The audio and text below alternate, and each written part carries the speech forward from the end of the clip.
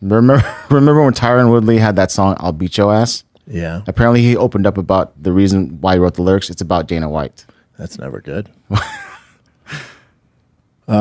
So he says, that's why I made that song, I'll Beat Yo Ass.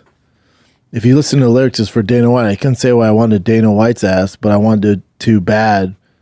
I wanted too bad because he made me look stupid. Why are you going to sit here and act like everybody, Michael Bisping and Kenny Florian, were laughing? I'm like, ha ha, I'll beat both your asses. Not Florian, that's my dog, but yeah, you made me look stupid. Then I went on air. I couldn't defend myself. So somebody said, they shut my mic off in my ear. You can't reply. You can't say nothing. You can't speak of this. Yeah, so it's never worked out for anyone who goes against the UFC brass. It just doesn't. So when I fought Robbie Lawler, you got to recognize Robbie was American Top Team. He was managed by Dan Lambert. So a lot of negotiations to fight me I know about. I know you got an extra $250,000 to fight me. Wow. Yeah. But the main reason is because his fight with Damian Maia, Dana White was talking smack about how lackluster it was. Yeah, that's why he made the lyrics to the song. But so I went back and I listened to the song. Remember we listened to it and we were just like, it's terrible. Yeah. I don't know if you remember this, but then I listened to it back again, and for whatever reason now I actually like it. Way more. Yeah, but we definitely can't play it on air. I'll be the judge of this. Isn't it better now for some reason? I never hate on it. Anytime these fighters try to do something outside of fighting, everyone wants to hate on it. Trust me, I get it. So I support Tyron, if that's what he wants to do. It didn't seem like it was about Dana, We all have white teeth.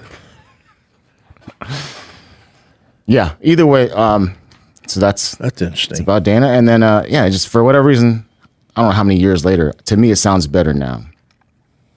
And this is TJ Dillashaw talking about Belal Muhammad's record. And I'll just play it for you real quick. And this is on the Jackson podcast. Belal Muhammad's got 4 hours and 17 minutes and 38 seconds in the cage of the UFC and has 0 knockdowns. He hasn't knocked down anyone in 4 hours and 17 minutes.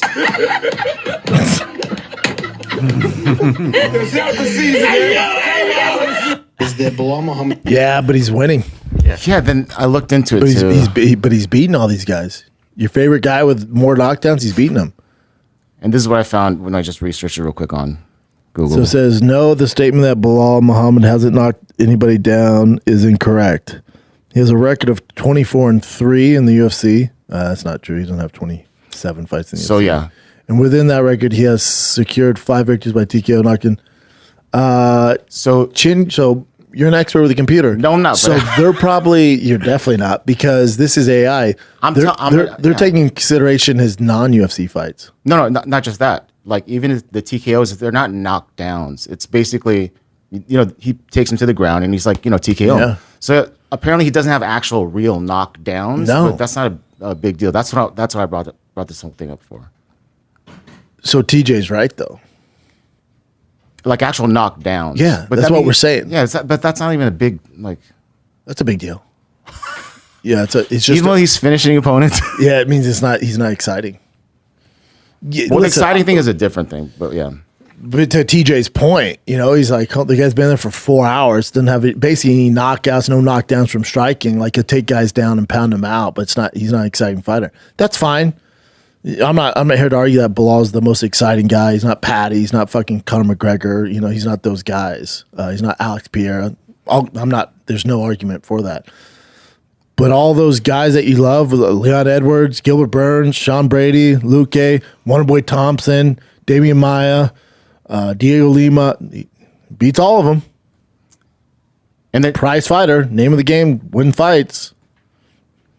He might not be your favorite, but the motherfucker's damn good. World champion. Of course, he's champion. And is he the most exciting champion? No. No one's arguing that. So exciting means you have to do some knockdowns. Knock guys out, get big finishes. Yeah, he knocks them out, TKO, but not actual knockdowns. Like just dropping someone. No. I mean, look at it. It's decision. The UFC's no, he's definitely one of those fighters. Yeah, UFC's like, fuck, man. And but if you don't like it, beat him. The Sean Brady one too is like, Sean Brady was out, but he didn't get knocked down. Like they just stopped the fight, as he's like, out on his feet. Yeah, no, Belal's never gonna, get all the endorsements for knocking guys out or win knockout of the year. Might surprise you though. You never know. See what happens to JDM. But yeah, if you don't like it, beat him. Colby Covington said that Megan Fox actually DM'd him saying that he was her favorite like bad boy fighter. Boy, you better come back with a good response. What? And then this is when he was talking to that big famous streamer Neon guy. Hold on. I always thought it was Megan Fox. Okay, that was the girl. And then after one of my fights, she messaged me, dude. And like, she was just like, "Oh, Colby, you're my favorite UFC bad guy." And I went from fucking idolizing her, thinking she's beautiful. She's in my DM. Can I read that out loud or no? Yeah, you can read it out loud. No problem. Rooting for you tonight. You're my favorite UFC bad guy since Chael. Since Chael Sonnen. It's probably hard to keep up that character all the time when you're naturally a more sensitive, sweet person. It's worth it. You're so funny and talented. You deserve to be a superstar. Yo, oh my God. That might be fake. Super effective. Yeah, that never happened. I don't think Megan Fox is that in tune with Colby's act, you know? I thought that was funny though. But okay. And I don't think that kid knows UFC too well, you know? He's all in kale. All right, well. Chael or something like that. So this came out of nowhere. See, Jake Paul versus Julio Cesar Chavez. And this is going to be June 28th at Honda Center over here. Yeah, I love Jake. Support him, but that fight, you go, okay. I know, right? It keeps him moving in boxing, but Chavez Jr. lost to Anderson Silva.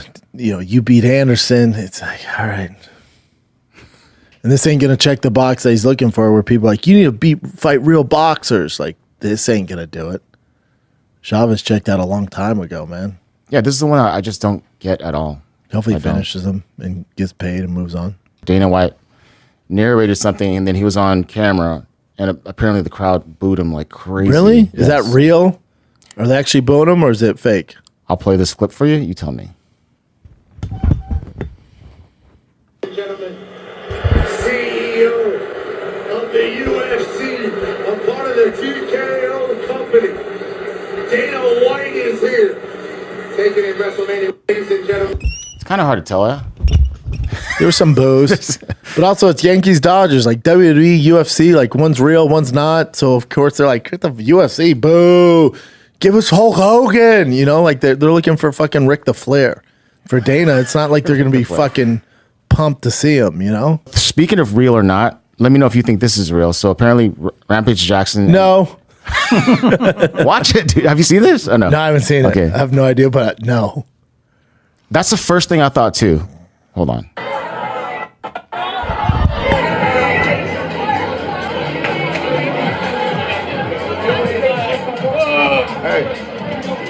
Hey, come here.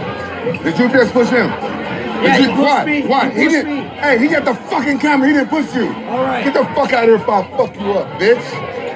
I watched everything. You a fucking bitch. Hey, don't you ever touch my fucking cameraman. Don't fucking do that shit. Guess what? He pushed this guy for no reason. No, he didn't fucking touch I saw everything. It's on fucking camera. It's on fucking camera. It's on fucking camera. It's on fucking camera. It's on fucking Rampage about to slap a Karen. Two questions. First of all, it is real. That looked pretty real. Two, why is Rampage in a bar with all these young people? What's he doing? I don't know. Maybe he's there to watch fights or something. I don't know. But what's he doing in there? And didn't he quit drinking? I thought he quit. I don't know. I was going to say, I thought he was sober, but when we had him on the show, he got so drunk. But usually when I see Rampage videos, it's all I see fake. he's doing it, and I love it. I still this. love him. But yeah, you see that, I was like, it's fake. But then you This see it, one's like, yeah, it's pretty real. Yeah. Those people are white girl wasted. Like, hey, you fucking get your hands off him. He's all, what? My question is, what's he doing in there? Why is he streaming from there?